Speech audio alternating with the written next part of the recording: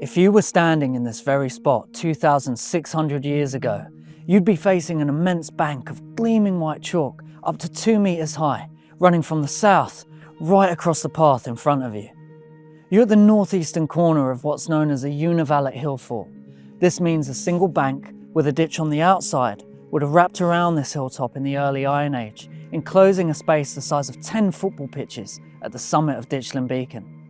The people that inhabited this area around 600 BC were drawn to this high point in the landscape for some of the same reasons we are today. The commanding views across the rolling hills of the Downs, out to sea and north across the Weald. They erected highly visible earthworks, and much like the Bronze Age burial mounds arranged in bowl barrow cemeteries to the east and west, they could have served to delineate tribal boundaries, valuable resources, or a more spiritual boundary, reaching up to the heavens, as well as serving as wayfinding markers through the Downs or for sea traffic. Archaeologists excavating here in 1929 and 1983 uncovered some of the items they used and left behind, such as pottery sherds, which could have formed vessels like this for holding their food and drink, or for cooking. Our Iron Age ancestors began by digging wide ditches 1 to 2 meters deep by hand, representing a huge communal effort. Stone tools discovered here could have been used to break up the ground alongside their newer iron tools, and red deer antler picks similar to this were found in both digs, which archaeologists believe were used to lever out fragmented rock and chalk.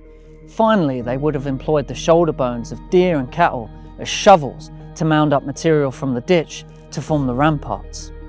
Some hill forts yield evidence of being defended habitations like wooden palisades and revetments, but others, such as this, were more likely to have been communal gathering sites where dispersed tribal groups came together to celebrate, trade, rekindle old bonds, or even use them as animal enclosures for upland grazing and livestock markets.